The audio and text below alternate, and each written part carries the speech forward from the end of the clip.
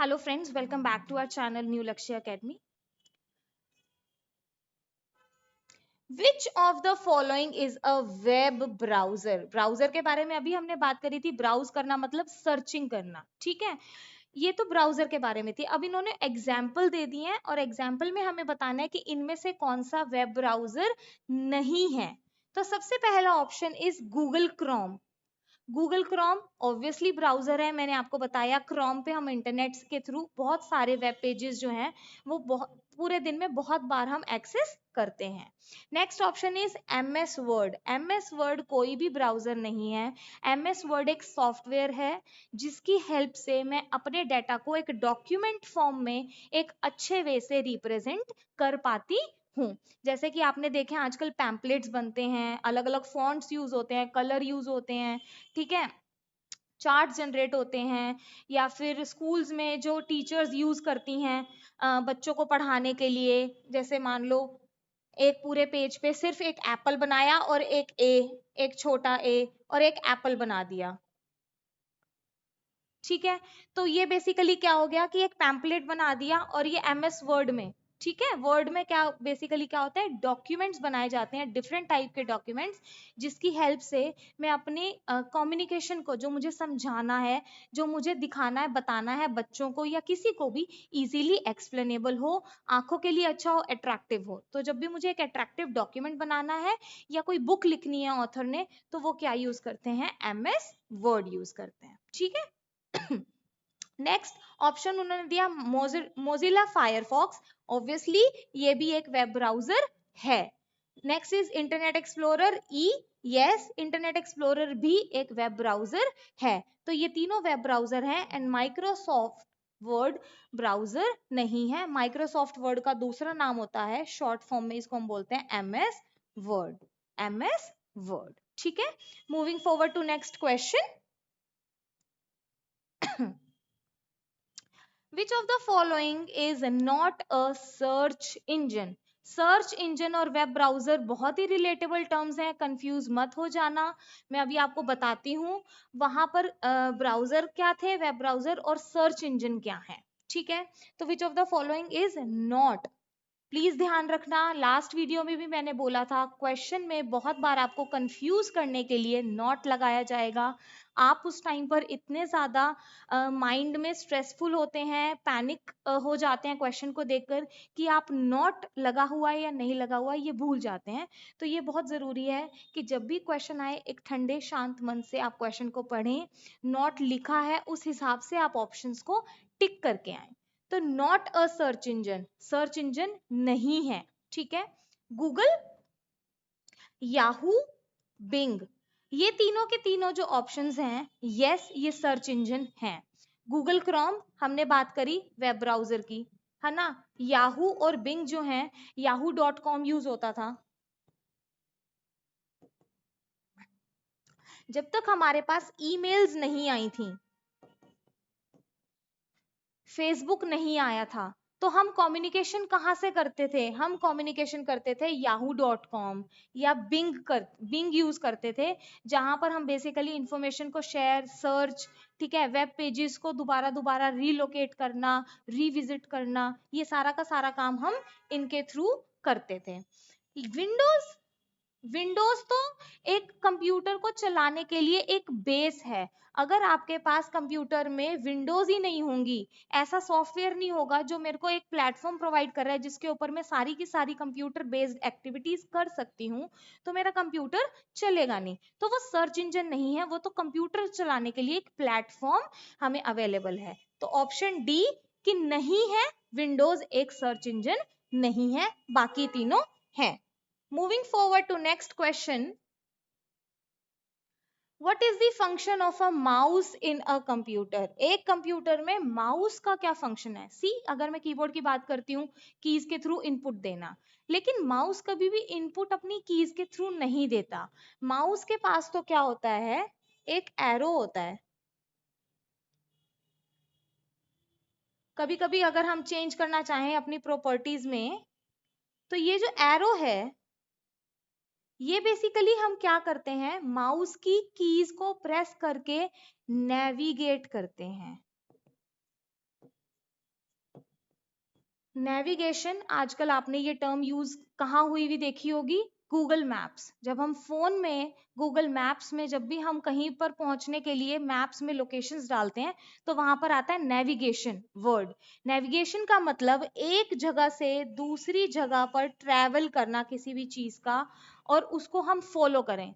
तो जब भी मुझे सॉरी, कंप्यूटर में आइकन्स बने हुए होते हैं, जो अगर मुझे कुछ भी ओपन करना है तो मैं अपने एरो को उस आइकन तक लेकर जाती हूँ, उस पर क्लिक करती हूँ और वो जो आइकन है या जो फाइल है वो मेरी ओपन हो जाती है। तो अगर मैं माउस का फंक्शन देखूं तो इनपुट कराना नहीं, नेविगेट कराना। क्या कराना?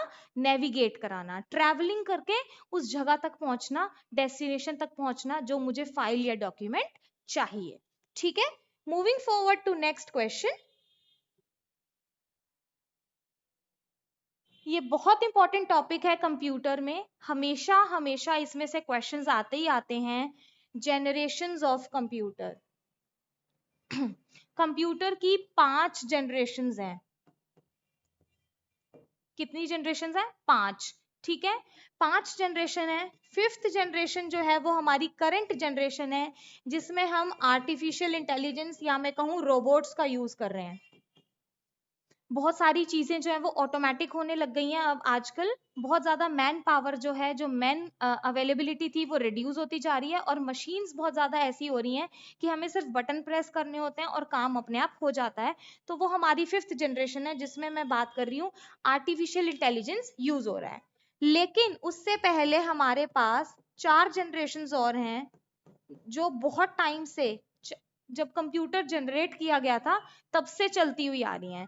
तो उन्होंने कहा 3rd जनरेशन कंप्यूटर किसकी हेल्प से बनी थी? अब जैसे 5th जनरेशन में बेस है आर्टिफिशियल इंटेलिजेंस, कि आर्टिफिशियल इंटेलिजेंस है, इसी की हेल्प से हम सब कुछ करते आ रहे हैं।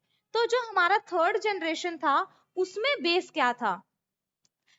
फर्स्ट जनरेशन की अगर मैं बात करूं तो हम वैक्यूम ट्यूब्स यूज करते थे, बहुत बड़ी बड़ी वैक्यूम ट्यूब्स। और जो कंप्यूटर्स होते थे वो इतने ज्यादा लार्ज होते थे कि उनके लिए रूम स्पेस चाहिए होता था, पूरा पूरा रूम उस कंप्यूटर के लिए। और वो इतनी ज्यादा हीट जनरेट करता था कि जिसकी वजह से हमें एसीज या कोल्ड एयर जो है वो बहुत ज्यादा चाहिए होती थी, क्योंकि सिस्टम हीट रिलीज कर रहा है। तो हमें बहुत ज्यादा महंगा पड़ता था एक बड़े सिस्टम को मैनेज करने के लिए। तो फर्स्ट जनरेशन की अगर मैं बात करूं तो वहां पर यूज होती थी वैक्यूम ट्यूब्स। सेकंड जनरेशन की अगर मैं बात करूं तो वहां यूज होते थे ट्रांजिस्टर्स। ये मैं डिटेल में एक वीडियो बनाऊंगी जिसमें मैं सिर्फ जनरेशंस ऑफ कंप्यूटर को अच्छे से एक्सप्लेन करूंगी, उसकी एडवांटेजेस डिसएडवांटेजेस, क्या अवेलेबल था, क्या कमी रही थी कि हम सेकंड जनरेशन पे मूव करें, फिर थर्ड पे मूव करें, एंड फिर 5th पे आ गए। और 5th के बाद इसके बियॉन्ड कुछ नहीं है, आर्टिफिशियल इंटेलिजेंस आज के टाइम में इज एवरीथिंग। तो उन्होंने सेकंड ऑप्शन दिया है डिस्क्रीट कंपोनेंट्स। नो, ये ऑप्शन में नहीं है, ये आंसर नहीं है। Integrated circuits, yes.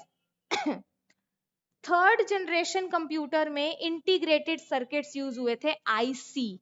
उससे पहले फर्स्ट जनरेशन में हुई थी वैक्यूम ट्यूब्स, सेकंड में हुए थे ट्रांजिस्टर्स, थर्ड में थी इंटीग्रेटेड सर्किट, फोर्थ जनरेशन में थी माइक्रोचिप्स। चिप्स बन गई थी छोटी छोटी।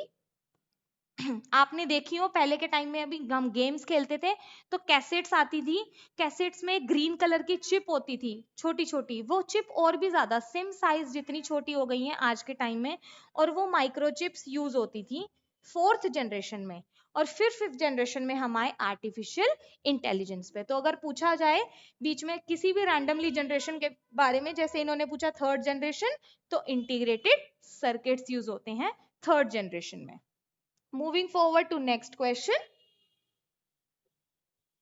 Which of these languages uses a two-step compilation process, both interpreter and compiler? अब यहाँ पर एक प्रोग्रामिंग लैंग्वेज से रिलेटेड क्वेश्चन आया है, बहुत इंपॉर्टेंट है। सबसे पहला, इंटरप्रेटर क्या होता है और कंपाइलर क्या होता है? सी, जब भी हम प्रोग्रामिंग लैंग्वेज के अंदर स्टेटमेंट्स लिखते हैं, अगर मैं बात करूं प्रोग्रामिंग लैंग्वेज क्या है, प्रोग्रामिंग लैंग्वेज बेसिकली, अगर मैं एक बेसिक एग्जांपल दूं, मुझे चाय बनानी है। चाय बनाने के लिए एक प्रोसीजर है, मुझे बर्तन चाहिए, चाय पत्ती चाहिए, चीनी, दूध, और उनको भी डालना और बनाने के लिए एक प्रोसीजर है, एक सिस्टमैटिक प्रोसीजर है जो मुझे फॉलो करना पड़ेगा, उसके बाद ही चाय बनेगी। ऐसा नहीं है कि मैं पतीला बिना गैस के चलाए मैं चाय बना सकती हूँ, या दूध में पहले डालूंगी पानी में बाद में डालूंगी, एक प्रोसीजर है।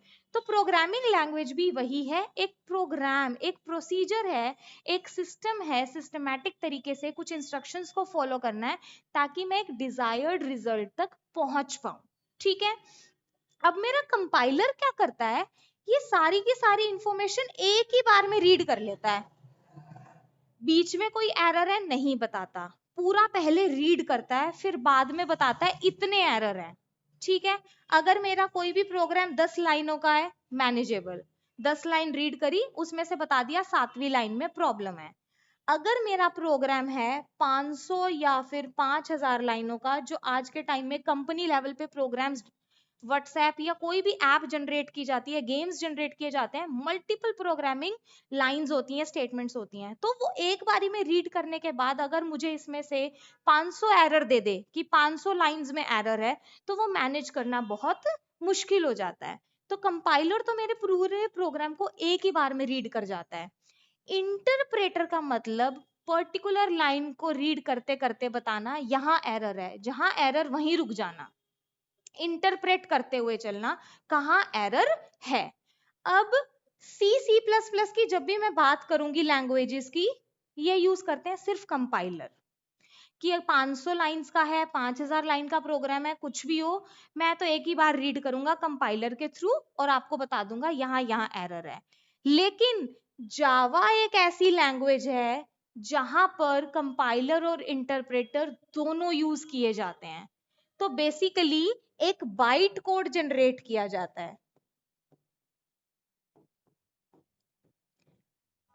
एक ऐसा कोड जिसको मैं उठाकर किसी दूसरे सिस्टम पे भी रन करा सकती हूँ। पिछली वीडियो में भी हमने जावा के बारे में बात करी थी, पोर्टेबल लैंग्वेज है, दैट मीन्स इसको एक ही कंप्यूटर पे नहीं चलाना, इसको मल्टीपल सिस्टम्स पे चला सकते हैं। मैं यहाँ से आपको एक बाइट कोड, एक ऐसा कोड जो मैं कंपाइलर के थ्रू जनरेट करके अपना स्टोर करके और किसी दूसरे सिस्टम पे जाके चला सकती हूँ।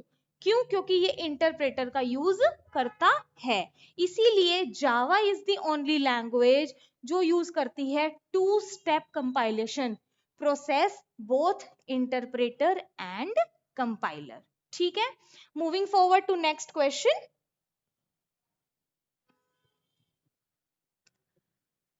A hacker that changes or forges information in an electronic resource is engaged in या engaging in।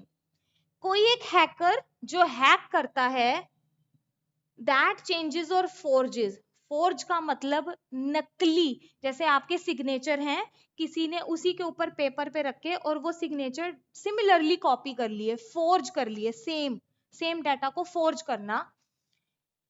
An electronic resource, एक इलेक्ट्रॉनिक रिसोर्स, मोबाइल हो गया, सिस्टम हो गया, कुछ भी हो गया, उसको फोर्ज करना, उसकी इंफॉर्मेशन को फोर्ज करना, इसको हम क्या बोलेंगे?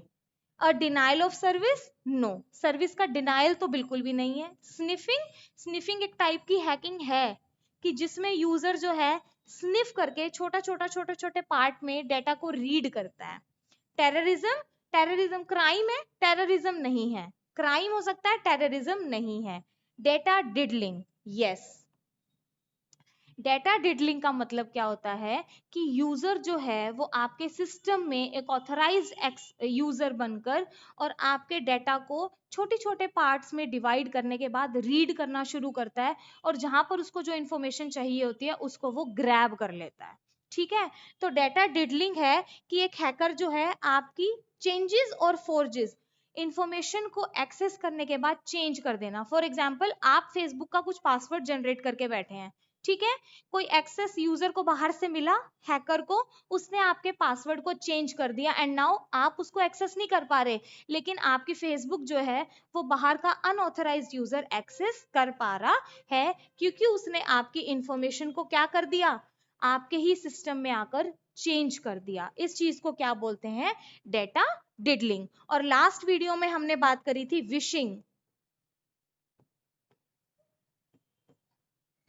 विशिंग था वॉइस के थ्रू डेटा को हैक करना, वॉइस कॉल्स के थ्रू कि सर आपको एक ओटीपी आएगा, हम आपका डेबिट कार्ड क्या कहते हैं रीजनरेट करा रहे हैं, आपका पिन कोड चेंज करा रहे हैं, आपका ओटीपी चाहिए, या आपने ये ऑर्डर किया है आपका ओटीपी चाहिए, तो वो होती है विशिंग। तो दोनों डिफरेंट टर्म्स हैं, और भी बहुत सारी टर्म्स आती हैं। कंप्यूटर सिक्योरिटी का ये सब्जेक्ट है, कंप्यूटर सिक्योरिटी बोल लो, नेटवर्क सिक्योरिटी बोल लो, ये ऐसा सब्जेक्ट है जिसमें सारी की सारी जितनी भी क्राइम्स हो रही हैं आज के टाइम में, वायरस के बारे में, ठीक है, कंप्यूटर की बेसिक बेसिक एप्स के बारे में, उसमें हम इस सब्जेक्ट में ये सारे के सारे टॉपिक्स पढ़ते हैं, ठीक है। तो इसका आंसर है data diddling. Moving forward to next question. Okay, again एक क्वेश्चन आया है, अभी हमने पिछले ही किसी क्वेश्चन में बात करी थी फायरवॉल की, बहुत एक्सप्लेन करके मैंने आपको ऑलरेडी बताया फायरवॉल क्या होता है। तो कंप्यूटर नेटवर्क में फायरवॉल क्या है, इन्होंने यहाँ पर डिटेल में पूछा है। देखो, an operating system of computer network, नहीं, ऑपरेटिंग सिस्टम नहीं है। Physical boundary of network, no, कोई बाउंड्री नहीं है। एक वॉल है, सिक्योरिटी वॉल है, बाउंड्री नहीं है, बाउंड नहीं कर रहा किसी भी चीज को। एक web browsing software, no, web browsing का सॉफ्टवेयर नहीं है। A system design to prevent unauthorised access, yes, जब भी कोई अनऑथराइजेशन एक्सेस होगी, फायरवॉल को पता लग जाता है ये डेटा मेरे मतलब जहां से मैंने मंगाना था वहां से नहीं आया, अनऑथराइज्ड है, उसके लिए एक ऐसा सिस्टम डिजाइन करना, एक ऐसी वॉल जनरेट कर देना इज फायरवॉल। तो इसका आंसर है D. Moving forward to next question. What kind of lock includes a keypad that can be used to control access into areas? बहुत बार ऐसा होता है कि बहुत सारी जगह पे, जैसे मान लो क्या कहते हैं फ्रीडम फाइटर्स हैं, या फिर हमारे पॉलिटिशियंस हैं, बहुत सारी ऐसी इंफॉर्मेशन होती हैं जो बहुत सिक्योर तरीके से ट्रैवल करानी होती है। आजकल तो इतना ज्यादा क्राइम हो गया है कि आपकी फोन कॉल्स भी टैप हो जाती हैं, आपकी इंफॉर्मेशंस भी लीक हो जाती हैं, आप ऑप्टिकल फाइबर्स भी यूज करने, फिर भी एक कोई ना कोई तरीका होता है जहां से आपकी जो इंफॉर्मेशन है वो रिलीज कर सकते हैं। तो अब ऐसा कौन सा एक तरीका है, कैसा एक लॉक लगाया जाए कि हमारी जो इंफॉर्मेशन है, हमारा जो एक्सेस है वो कंट्रोल हो जाए कुछ एरियाज में। उन्होंने कहा टम्बलर, डिवाइस, वर्डेड या साइफर। इसका आंसर है cipher, and I will explain why. Cipher एक ऐसा तरीका है, साइफर को पूरा नाम अगर मैं बोलूं, it is cipher text. Cipher text क्या होता है कि मैं 1 की जगह एक कोड लिखूं, ए को मैं ए ना लिखकर कुछ और लिख दूं, स्टार लिख दूं, तो जब भी मैं अपनी ओरिजिनल इंफॉर्मेशन की जगह अपनी कोडेड इंफॉर्मेशन लिख रही हूं, कोडेड इंफॉर्मेशन जो सिर्फ मुझे पता है या जहां मैं भेज रही हूं उसको पता है, वो एक तरीका होता है साइफर टेक्स्ट। साइफर के थ्रू अपने डेटा को लिमिट कर देना, सिर्फ उसी एरियाज में वो डेटा जो अवेलेबल होगा जिनको इस चीज के बारे में पता है। हर किसी को नहीं पता होगा 1 को हैश लिखा जा रहा है, ए को स्टार लिखा जा रहा है, तो कभी कभी आप कुछ ऐसी फाइल्स कंप्यूटर में खोल लेते हैं जहां पर ऐसा कुछ लिखा होता है।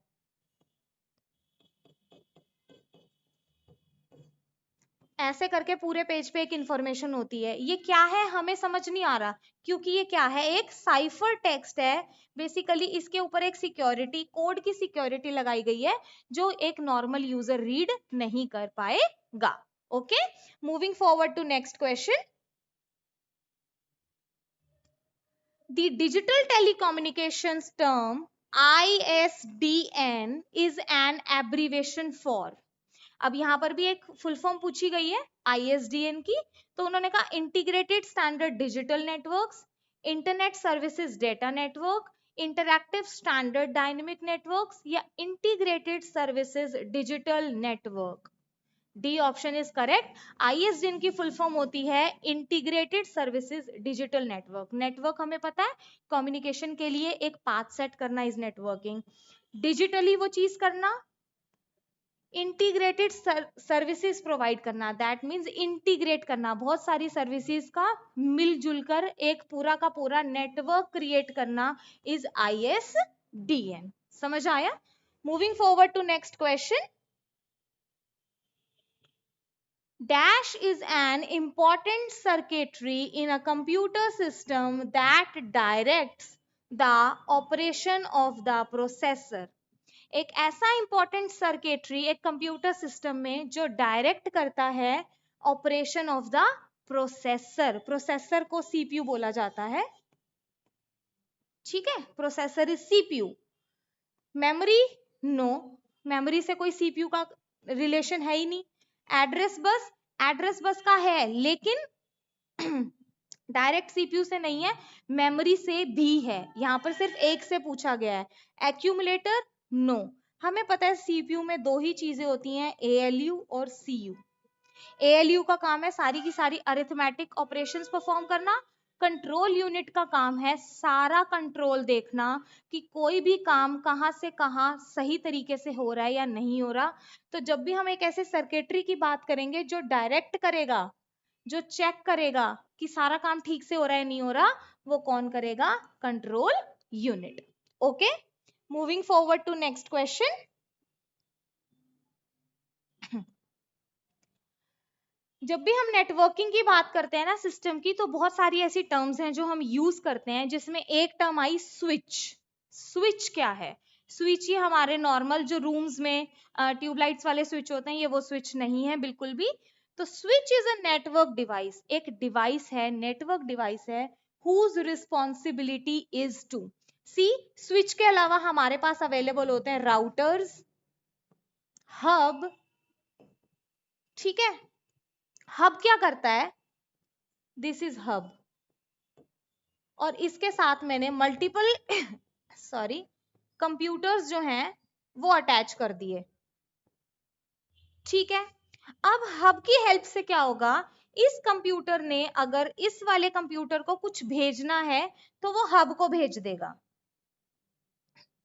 हब चेक करेगा कि इसने किसको कहा है भेजने के लिए, और उस कंप्यूटर को वो वाली इंफॉर्मेशन शेयर कर देगा. और अगर वापस से उसी कंप्यूटर को बताना है इंफॉर्मेशन शेयर होगी या आउटपुट वापस उसी कंप्यूटर को देना है, तो अगेन ये हब को देगा एंड देन हब इसके साथ कम्युनिकेट करेगा. तो हब जो है बीच में कम्युनिकेशन का काम कर रहा है मल्टीपल यूजर्स के बीच में. Okay, so this is hub for you. Use होता है, हब का भी यूज पूछा जा सकता है क्या होता है. अब राउटर का यूज क्या होता है? बहुत बार ऐसा होता है कि कंप्यूटर्स जो है वो सीरीज में काम कर रहे होते हैं.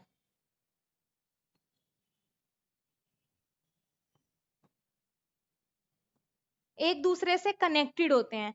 ये इसको इंफॉर्मेशन, ये इसको इंफॉर्मेशन, ये आगे इसको इंफॉर्मेशन, ये आगे इसको इंफॉर्मेशन. कभी कभी ऐसा होता है कि हमारा नेटवर्क जो है वो स्लो पड़ जाता है. हमारी नेटवर्क की स्पीड या मैं उसकी एल्गोरिदम की बात करूं तो वो स्लो पड़ जाती है. तो राउटर बीच में क्या करता है? कहीं पर भी मैं राउटर एडजस्ट कर दूं तो वो रूट करता है, एम्पलीफाई करता है मेरे सिग्नल्स को, स्पीड अप करता है, दोबारा से एनर्जी डालता है उस सिग्नल को, ताकि मेरा जो मैसेज है वो मेरे डेस्टिन्ड जहां पर मुझे भेजना है वहां तक उसी सेम एनर्जी, उसी सेम वे में पहुंचे जैसा मैंने भेजा था. ऐसा ना हो कि यहां से मैंने प्रॉपर भेजा था और वहां जाते जाते सिर्फ 2 लाइन बच गई, बाकी सारा डेटा उड़ गया, क्योंकि उसको एम्पलीफिकेशन नहीं मिली. तो वो काम राउटर का होता है. अब हम बात करते हैं स्विच की. स्विच, इन्होंने क्या कहा? Protect from virus attack. No, virus से स्विच का कोई लेना देना नहीं है. Turn off the power of network, नहीं. कनेक्ट नेटवर्क डिवाइसेस, बहुत सारी नेटवर्क डिवाइसेस को कनेक्ट करने के लिए, जैसे मैंने अभी हब का यूज बताया, सिमिलरली स्विच का भी वही काम होता है, बहुत सारी नेटवर्क डिवाइसेस को क्या करना? कनेक्टिविटी देना. ठीक है ना. लास्ट उन्होंने ऑप्शन दिया था बूट दी नेटवर्क. बूट करने का काम मैंने अभी बताया राउटर का होता है, एम्पलीफाई करना, बूस्ट करना, बूट करना. तो इसका आंसर है सी, कनेक्ट नेटवर्क डिवाइसेस. कंफ्यूज मत होना हब और स्विच में. Next question. A type of device used to connect a central processor and peripherals which uses multiplying. अब उन्होंने बात करी सीपीयू और पेरिफेरल्स को कनेक्ट करना है. पेरिफेरल्स का मतलब होता है हार्डवेयर. ठीक है, तो सीपीयू और हार्डवेयर की जब भी मैं बात कर रही हूं कि कनेक्टिविटी सेट करनी है और विच यूजेस मल्टीप्लाइंग, जो क्या टेक्निक यूज कर रहा है, मल्टीप्लाइंग। मल्टीप्लाइंग का मतलब कि बहुत सारे अलग अलग तरीके से अवेलेबल होना, एक ही डिवाइस को अलग अलग तरीके से जब मुझे यूज करना है। जैसे आजकल आप स्प्लिट स्क्रीन यूज कर पाते हैं, आजकल आप क्या कर पाते हैं, एक ही टाइम पे दो एक्टिविटी कर पाते हैं, गाने भी सुन रहे हैं आप, चैटिंग भी कर रहे हैं, ठीक है। तो वो काम कैसे हो पाएगा, मॉडर्न नहीं, वो तो इंटरनेट अवेलेबल के लिए है। नेटवर्किंग तो बेसिक कंप्यूटर्स करते हैं। मल्टीप्लेक्सर एक ऐसी डिवाइस है जो बेसिकली बहुत ज्यादा मुझे क्या प्रोवाइड कर रही है, multiplying of connectivity from CPU to peripherals. जरूरी नहीं है ना मेरा लैपटॉप एक टाइम पे एक ही काम करेगा, मल्टीपल काम कर रहा होता है, तो वो किसकी हेल्प से हो रहा है, मल्टीप्लेक्सर की हेल्प से, ठीक है। ऑल ऑफ दीज नहीं, क्योंकि ऊपर के ऑप्शंस गलत है, ठीक है जी। Moving forward to next question. अभी हमने बात करी थी कि जनरेशंस जो है वो बहुत इंपॉर्टेंट टॉपिक है। जनरेशंस बहुत इंपॉर्टेंट टॉपिक है। अगेन एक ऑप्शन आया हमारे पास, सेकंड जनरेशन, जनरेशन से टॉपिक आया। और अभी मैंने आपको बताया था फर्स्ट जनरेशन में वैक्यूम ट्यूब्स, सेकंड जनरेशन में ट्रांजिस्टर्स, थर्ड जनरेशन में इंटीग्रेटेड सर्किट्स, फोर्थ जनरेशन में माइक्रोचिप्स एंड फिफ्थ जनरेशन में आर्टिफिशियल इंटेलिजेंस। तो इसका डायरेक्ट आंसर मेरे पास अवेलेबल है ट्रांजिस्टर्स, ठीक है। Moving forward to next question. बहुत ही बेसिक क्वेश्चन, लास्ट वीडियो में भी हमने किया था। Full form of CPU, central processing unit. एक सेंटर, एक ऐसा सेंटर, एक ऐसा ब्रेन जो सारे के सारे डिसीजंस ले रहा है, ठीक है। तो वो कौन होगा, central processing unit. Moving forward to next question. Again बहुत इजी क्वेश्चन आया दोबारा से, सर्च इंजन से related. Which of the following is a search engine. इसमें सबसे पहला आया याहू। यस, याहू पे हमने सर्च किया है। जब तक हम इंटरनेट एक्सप्लोरर और क्रोम का यूज नहीं करते थे, पहले याहू और बिंग थे जो हमारे पास एक ऐसा प्लेटफॉर्म था जिसमें हम इंफॉर्मेशन शेयर करते थे। लेकिन याहू से हम क्रोम पे क्यों शिफ्ट हुए, क्या रीजन था। याहू और बिंग क्या थे, याहू और बिंग है ना डायनेमिक प्लेटफॉर्म नहीं देते थे, नो डायनेमिक प्लेटफॉर्म। कहने का मतलब है आजकल अगर मैं क्रोम पे कुछ भी सर्च करती हूँ तो मेरे पास एक स्लाइड होती है, फोटोज आ जाती हैं जो स्लाइड हो रही होती हैं एक ही पेज पर अलग अलग फॉन्ट्स में। अलग फॉन्ट है, यहाँ अलग फॉन्ट है, नीचे जो है एक मूवेबल वीडियो चल रही है साथ साथ, है ना। यहाँ पर अलग फोटो लगी हुई है, हेडिंग अलग टाइप की लिखी हुई है। तो ये मुझे जो अवेलेबिलिटी मिली, ये मुझे मिली क्रोम में। याहू और बिंग में क्या होता था, डायनेमिक डाटा नहीं होता था, स्टैटिक डाटा होता था। एक फोटो लग गई और उसके बारे में सेम फॉन्ट में, जैसे वर्ड डॉक्यूमेंट में किसी ने इंफॉर्मेशन लिख दी, तो वो कुछ टाइम बाद अट्रैक्टिव नहीं था, डेवलपिंग नहीं था। तो इस वजह से याहू बिंग को अब यूज ना करके हम लोग इंटरनेट एक्सप्लोरर, क्रोम और फायरफॉक्स और मोजिला, ये सारे के सारे सर्च इंजन यूज करते हैं। तो अगर मैं बात करूं इन दोनों में से कौन है, तो याहू और बिंग हैं। व्हाट्सएप पे तो चैटिंग होती है, इंस्टाग्राम तो हमारी जो वीडियोस और फोटोज हैं और चैटिंग के लिए भी यूज किया जाता है। तो इसका ऑप्शन है बोथ ए एंड बी, ठीक है। Moving forward to next question. ये बहुत इंपॉर्टेंट क्वेश्चन है। What was the first computer called, first computer को बोला क्या गया था। पहला कंप्यूटर जो बना था वो रूम के साइज का बना था, ठीक है। और उसको चलाने के लिए बहुत ज्यादा हीट रिलीज करता था वो। उसको चलाने के लिए एक ही रूम में बहुत ज्यादा एयर कंडीशनर्स की रिक्वायरमेंट होती थी, क्योंकि कंप्यूटर हीट जनरेट करेगा तो वो गर्म होकर खराब होने के चांसेस हैं। उसको मैनेज करना बहुत डिफिकल्ट था। लेकिन फर्स्ट कंप्यूटर को बोला क्या था, UNIVAC no, एडवैक no, ABC no, ये कोई नाम नहीं हुआ। एनियाक, ANIAC, इसकी फुल फॉर्म है electronic numerical integrated and computer, ये इसकी फुल फॉर्म थी। दैट मीन्स एक इलेक्ट्रॉनिक, जहां पर इलेक्ट्रिसिटी प्रोवाइड की जाएगी, जो न्यूमेरिकल काम करेगा, इंटीग्रेटेड रहेगा सॉरी, एंड कंप्यूटर, एंड उसका नाम था कंप्यूटर। अब यहाँ पर कंप्यूटर की बात हो रही है, तो एक और क्वेश्चन आता है, कंप्यूटर की फुल फॉर्म, कंप्यूटर की फुल फॉर्म कंप्यूटर क्यों है, मतलब हम कंप्यूटर का नाम कंप्यूटर क्यों है, उसको कंप्यूटर क्यों बोल रहे हैं। एक तो इसको शॉर्ट फॉर्म में हम बोल देते हैं कंप्यूट, जो कुछ हमें कंप्यूट करके दे रहा है, तो वो तो मतलब हो गया।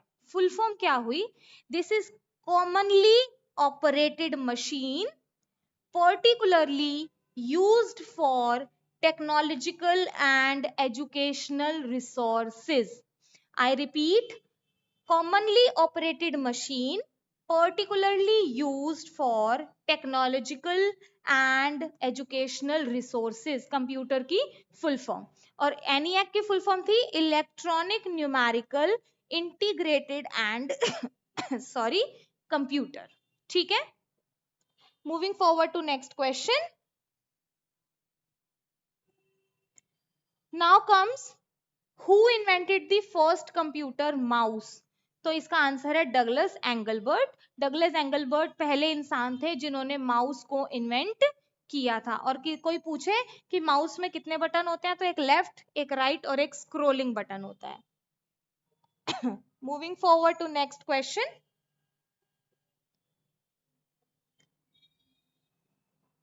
अब कंप्यूटर से रिलेटेड बात हो रही है। Who is considered the father of modern computing? Modern computing के फादर कौन थे? Charles Babbage. We all know Charles Babbage was the person जिन्होंने कंप्यूटर का इन्वेंट किया था, जिन्होंने कंप्यूटर बनाया था जो सारी की सारी न्यूमेरिकल चीजें हमारी जो है वो एक्सेस कर पाता था। तो Charles Babbage is the answer. Bill Gates नहीं है, स्टीव जॉब्स नहीं है, और एलन ट्यूरिंग नहीं है। Moving forward to next question. Again, it's a very easy question. Which of the following, direct question पूछा है, which of the following is not a programming language? इनमें से programming language कौन सी नहीं है? Python है, HTML है, HTML के थ्रू हम fonts और जितनी भी क्रिएटिविटी दिखाते हैं एक पेज पे, एक ऐप पे मूव कर पाते हैं मल्टीपल पेजेस में, वो HTML की हेल्प से होता है। HTML की फुल फॉर्म होती है hyper text markup language. Hyper text का मतलब कि मैं एक टेक्स्ट से दूसरे पेज पे जाकर कनेक्टिविटी सेट कर सकती हूँ। जैसे मेरे वेब पेजेस में हमें लिंक्स अवेलेबल होते हैं, उस लिंक पे क्लिक करने के बाद मैं सेकंड पेज पे ट्रांसफर हो जाती हूँ, HTML की हेल्प से वो होता है। C++ एक प्रोग्रामिंग लैंग्वेज है। फायरफॉक्स प्रोग्रामिंग लैंग्वेज नहीं है, ब्राउजर है। तो इसीलिए इसका आंसर है D. Moving forward to next question. Again question repeat हो रहा है। What is the purpose of a firewall? Unauthorised access को या अनऑथराइज्ड यूजर को ब्लॉक करना, to block unwanted traffic, to protect against virus. Virus के against protect नहीं करता firewall. Speed up internet connection? No. To monitor internet usage? No. To block unwanted traffic. Moving forward to next question. Which of the following is a type of computer virus? Trojan horse के बारे में हम बात कर चुके हैं। Warm, warm भी एक वायरस है। वायरस कैसे है कि वॉर्म जैसे बहुत स्लोली स्लोली चलकर अपने डेस्टिनेशन तक पहुंचता है, सिमिलरली यहाँ पर वॉर्म का यूज करके एक वायरस को नाम दिया गया है जो बहुत स्लोली स्लोली आपके फोन में एक्सेस करेगा, धीरे धीरे आपके फोन में चेंजेस करेगा, आपको पता भी नहीं लगेगा कि चेंजेस इतने मिनिमल लेवल पे होंगे, और एक टाइम के बाद आपके फोन में बहुत ज्यादा मेजॉरिटी में चेंजेस आपको दिखाई देंगे, जो किसकी हेल्प से हो रहे होंगे? वॉर्म वायरस की वजह से।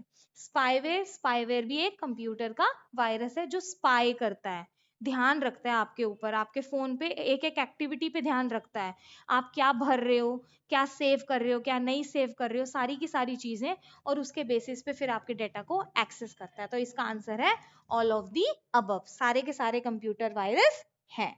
Moving forward, next question. What is the function of an operating system? Operating system सबसे पहली बात, एक यूजर और एक हार्डवेयर के बीच में कम्युनिकेशन का हिस्सा है, ठीक है। जब भी मैं बात करूंगी ऑपरेटिंग सिस्टम क्या है, तो एक यूजर, जब भी एक यूजर हार्डवेयर की हेल्प से जब भी कोई डाटा कंप्यूटर में इंसर्ट कराएगा, तो वो ऑपरेटिंग सिस्टम सबसे पहले चेक करता है कि क्या एक्टिविटी पूछी गई है, करना क्या है। तो यहाँ पर ऑप्शन देखो, to manage hardware resources, yes. कौन कौन से हार्डवेयर मेरे यूजर को चाहिए, वो सारे के सारे मैनेज करना, ठीक है। To provide user interface, yes. User interface का मतलब हो गया यूजर और हार्डवेयर के बीच में एक कनेक्टिविटी देना, एक इंटरफेस मेंटेन करके देना। To run applications, yes. तो अगर मैं बात करूं, सीपीयू अगर ब्रेन है तो ऑपरेटिंग सिस्टम इज हार्ट। बिना ऑक्सीजन के आपकी बॉडी नहीं चलेगी, आपका ब्रेन अगर काम कर भी रहा है तो भी, ठीक है। तो सीपीयू और ऑपरेटिंग सिस्टम दोनों सेम लेवल पे इंपॉर्टेंट हैं। तो इसका आंसर भी है all of the above. Moving forward to next question. Again, network से रिलेटेड क्वेश्चन आया है, लैन क्या होता है? Local area network. लेकिन यहाँ पर फुल फॉर्म नहीं पूछी, उन्होंने काम पूछा, लैन का काम क्या होता है? Network that covers a large geographic area, no. Geographic area का मतलब हो गया डिफरेंट सिटीज, एक सिटी से दूसरी सिटी में, तो वो तो क्या था, wide area network. A network that connects devices within a building or group of buildings। जैसे आजकल हमारे नोएडा और गुड़गांव साइड पे बहुत सारी कंपनीज बनी हुई हैं और एक ही कंपनी में मल्टीपल विंग्स होते हैं। तो जब भी मुझे एक कंप्यूटर लैब से दूसरे कंप्यूटर लैब में कनेक्टिविटी देनी है, मैं क्या यूज करूंगी, लैन। A network that connects devices across multiple cities, no, अभी हमने बात करी। A network that connects devices across the world, no, world भी नहीं। तो जब भी मैं एक ही बिल्डिंग या ग्रुप ऑफ बिल्डिंग्स में पास पास कनेक्टिविटी सेट करूंगी, तो लैन के थ्रू सेट करूंगी। ओके, सो इतना ही आज की पीडीएफ में, सिर्फ इतना ही। ये सारे के सारे क्वेश्चंस थे जो आज हमने रिवाइज करे हैं। एज आई सेड कि ये बहुत इंपॉर्टेंट टॉपिक्स थे।